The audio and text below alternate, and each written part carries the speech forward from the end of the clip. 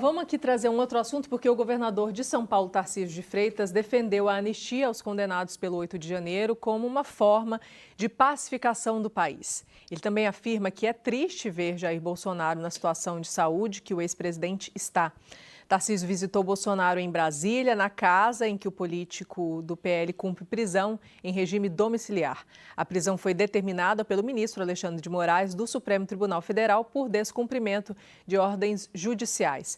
O encontro durou cerca de 3 horas e, ao final, o governador de São Paulo deu entrevista, a jornalistas. O governador disse que o PL da anistia não foi pauta da conversa com o Bolsonaro nessa segunda, mas Tarcísio defendeu a aprovação da proposta como um caminho de pacificação do país. Em relação à sugestão feita pelo deputado Paulinho da Força de redução de penas, Tarcísio disse que essa ideia não satisfaz o campo bolsonarista. Paulinho da Força, o relator do PL da anistia, que tem chamado de PL da dosimetria, O governador afirmou que ele e Bolsonaro não trataram sobre candidatura da direita ao Palácio do Planalto. Aos jornalistas, Tarcísio disse que é candidato à reeleição ao governo de São Paulo. Esse foi o posicionamento, então, do Tarcísio de Freitas, que deu essa entrevista ao final dessa reunião, É o posicionamento correto, Eu destacar antes aqui, Mariana, que o governador Tarcísio não foi na posse do ministro Edson Fachin. Ele não foi na posse, ele estava em Brasília, mas não foi na posse. Mas eu acho que foi exatamente na hora que ele foi na casa do Bolsonaro. Não, mas dava tempo de chegar. O problema é que ele, na última manifestação, que aconteceu lá na Paulista, ele disse que ele criticou os atos do ministro Alexandre de Moraes, dizendo que os atos assimilavam aí a questão de tirania, de rancor e tudo mais. Então, isso aí ficou um pouco uma mancha com relação a essa participação. E não faria muito sentido, não faria muito sentido. E ele preferiu, então, resguardar essa questão de que ele estaria mesmo ali do lado do ex-presidente Jair Bolsonaro. Porque o que acontece nesse momento? Não é o momento realmente de se lançar uma candidatura mais forte, mais incisiva com relação a tudo isso, até para não ter um desgaste. Vai esperar até o mês de março, janeiro, fevereiro, março do ano que vem, e até as definições também sobre essa questão da anistia. E ele sabe que, como ele foi eleito em São Paulo, como ele fez, o ex-presidente Bolsonaro fez um trabalho político para ele, em prol da carreira política dele, ele não pode perder esse ativo da família Bolsonaro. Mais ou menos é essa linha, eu entendo a linha do governador de São Paulo, Tarcísio de Freitas.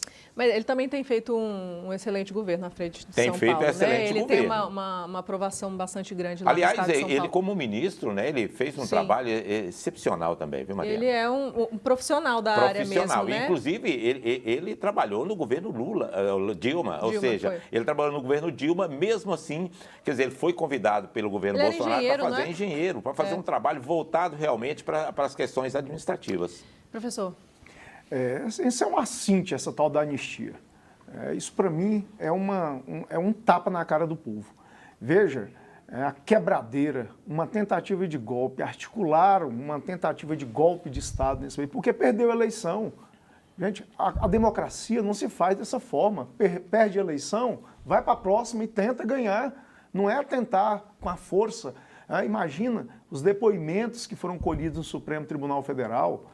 Um dos militares disse que o plano era matar meio mundo de gente. Plano para matar o presidente eleito, o vice-presidente, matar ministro do Supremo Tribunal Federal. Tinha um atentado com uma bomba, um carro cheio de combustível no aeroporto de Brasília. Imagina quantas mil pessoas não morreriam nesse atentado. Isso é um absurdo. Quebraram o Supremo Tribunal Federal, o Congresso Nacional, o Palácio do Planalto. Olha o prejuízo que foi para o povo desse país. Quantos milhões, aquele ataque horrendo, aquela horda, aqueles loucos raivosos. Agora, conceder anistia para esse bando de criminosos é um tapa na cara do povo. Felizmente foram tão incompetentes que não conseguiram dar o golpe de Estado e foram julgados. E eu espero, assim que transitar em julgado, poder chamar o ex-presidente de bandido, porque hoje eu não posso. Ainda hoje, à luz da Constituição Federal, ele ainda é inocente, porque à luz da Constituição Federal nós só temos duas figuras, ou é culpado ou é inocente. E a culpa só ocorre com trânsito em julgado de sentença penal condenatória. E assim que essa sentença do Supremo Tribunal Federal, assim que o acordo transitar em julgado, eu vou ter o prazer de chamar o ex-presidente de bandido, porque é o que ele é e o que ele precisa, e eu rezo para que ele tenha saúde, que recupere, que ele está dando aí chilique todos os dias, pelo caráter covarde que ele tem, e eu espero que ele recupere para cumprir cada centavo, os prejuízos que ele causou ao país, não só com a tentativa de golpe de Estado, mas também relembrar o que ele aprontou durante toda a pandemia, rindo de pessoas, imitando pessoas à beira da morte, fazendo chacota com coveiro, porque ele não era coveiro, quantas pessoas morrendo, segundo país que mais morreu gente no mundo, pelo menos metade foi culpa do comportamento dele.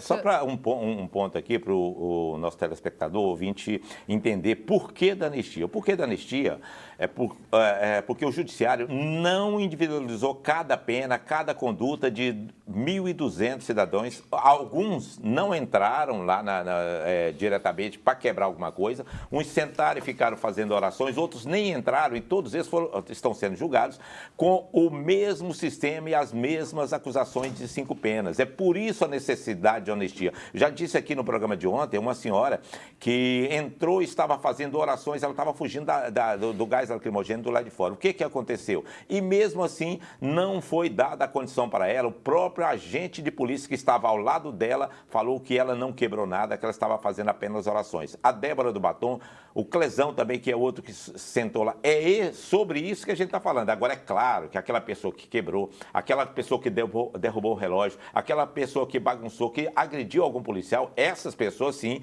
precisam ter uma condenação mais adequada. Não 14, 15, 17 anos de condenação. Quem tentou colocar a bomba no aeroporto, precisa, sim, e foi condenado a 12 anos, né, de condenação. E me parece que já está com todo o já fora. Poderia ter ficado mais na cadeia. Justamente, é sobre isso que a gente está falando. A questão da individualização. Porque se fosse assim, a gente teria que voltar lá atrás, quando o SMT invadiu o mesmo local, invadiu o mesmo local para defender a queda da Dilma. E não aconteceu nada naquela época. Então, é preciso, sim, que seja individual. Até lembrar que ontem, você falou a respeito disso, e eu me lembrei, inclusive, que foi um assunto que a gente debateu ontem aqui, uma fala do próprio Barroso a respeito dessa questão das penas, né? O que ele pessoalmente falando, né, nessa saída dele, que defende que, que as pessoas não recebam a pena pelos 2 crimes que, na realidade, acabam sendo uma coisa só, né? Vou até pegar exatamente atentado ao Estado Democrático de Direito e tentativa de golpe de Estado, né? Que ele acha que deveria ser um ou outro, né? Tem que ver os autos, né? Esse foi o posicionamento dele, né? Tem que ver os autos. Eu, particularmente, eu acho que aquela horda, aquela maioria daquele povo que está ali não sabe nem o que significa Estado. Porque se soubesse que era golpe, não estaria ali. Sim. É uma horda de ignorantes, de analfabetos políticos. Porque o povo foi jogado, assim, até para o pessoal entender, assim, de caso, eles foram julgados em grupo, certo? Sim, eu não vi os autos individual de cada um. Não, pelo que a gente sabe, isso, né? Às vezes a pessoa que não entende muito do direito fala uma coisa, fala outra, mas tem que ver individualmente os autos de cada um. Porque tem autos próprios, claro. Autos próprios, processo que tem que ver as provas que foram produzidas em cada um desses autos. Eu, particularmente, entendo que a maioria ali queria, de fato, tirar o governo eleito, que não concordou, mas não sabem, de fato, o que é um golpe de Estado. Porque se soubesse o que é ditadura, não estava ali. Estava pedindo golpe militar. Se imaginar o que é uma ditadura... imagina uma ditadura hoje, se o golpe tivesse dado certo. Hoje, a gente não poderia estar falando com liberdade, a não ser que fosse para elogiar o governo, o atual. Se fosse para ir, não tem problema. Agora, para criticar, não poderia. Eu, por exemplo, que sou professor, não poderia abrir a boca. Eu teria que ser exilado, então estaria morto. Porque se o plano era matar meio mundo de gente, bem provável, eu sou filiado ao PT, bem provável estaria ali numa tribuna de honra de fuzilamento. Poderia estar morto uma hora dessa. Bem provável. Então, com a democracia, a gente não brinca. E eu acho que os articuladores, os cabeças, é que tem que pegar uma pena maior de fato. Porque, graças à articulação deles, os beneficiários, quem que seria o principal beneficiário? Evidentemente, o ex-presidente. A condenação, no meu ponto de vista, foi correta, foi justa. Acho que a pena foi até pequena, para ser sincero. Agora, de fato, eu acho que aqueles que estavam participando, que teve uma atuação menor, secundária, acho que a pena, de fato, pode ter sido um pouco aumentada, pode ter sido um pouco elevada. Mas não se pode brincar com a democracia. Não se pode. Com eleição, não concordou com a perda da eleição, vai para a próxima. O que não se pode admitir é qualquer tentativa de golpe, porque pode não ser o melhor sistema do mundo, mas não existe ainda até hoje o melhor sistema que a democracia.